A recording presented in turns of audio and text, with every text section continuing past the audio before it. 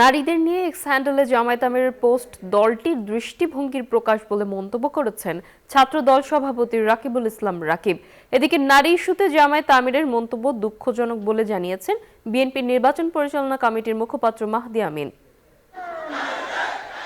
নারীদের নিয়ে জামায়াত আমির শফিকুর রহমানের টুইটারের প্রতিবাদে বিক্ষোভ করেছে ছাত্রদল। রোববার এই বিক্ষোভ মিছিল ঢাকা বিশ্ববিদ্যালয়ের মধুর ক্যান্টিন থেকে শুরু হয়ে হিউস্টনে রকিং টেস্টি, সীমানা ছাড়াও নিজেকে হারাও, অপরাজেয় বাংলার সামনে গিয়ে শেষ হয়।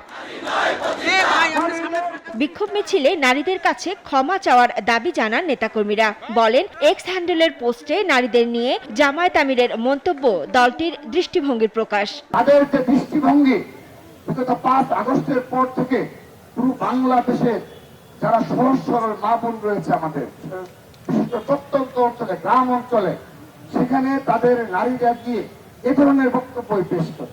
এদিকে নারীদের নিয়ে জামায়াত আমিরের এক্সে দেয়া বক্তব্য সঠিক হলে তা দুর্ভাগ্যজনক এমন মন্তব্য করেছেন বিএনপির নির্বাচন পরিচালনা কমিটির মুখপাত্র মাহদি আমিন। বলেন, নারীদের নিয়ে অবমাননাকর বক্তব্য জামায়াতের নেতারা এর আগেও দিয়েছেন। আমরা বিশ্বাস করি যে বিষয়গুলো নিয়ে আজ সারা বাংলাদেশ সংক্ষুব্ধ সেটি সঠিকভাবে জানা প্রয়োজন। এই পোস্টটা যদি সত্যি হয়ে থাকে তাহলে আমাদের জন্য সেটি অত্যন্ত দুঃখজনক। এদিন নির্বাচনী প্রচারণায় অংশ নিয়ে ঢাকা 6 আসনে বিএনপি প্রার্থী ইশরাক হোসেন বলেছেন, নারীদের অধিকার সমুন্নত রাখতে কাজ করে যাবে বিএনপি। রাজধানীর সূত্রাপুর এলাকায় জনসংযোগে এসে তিনি এসব কথা বলেন। যদি একটা সুষ্ঠু সঠিক নির্বাচন সম্পন্ন হয় তাহলে জিতে যাবে বাংলাদেশ, জিতে যাবে বাংলাদেশের জনগণ।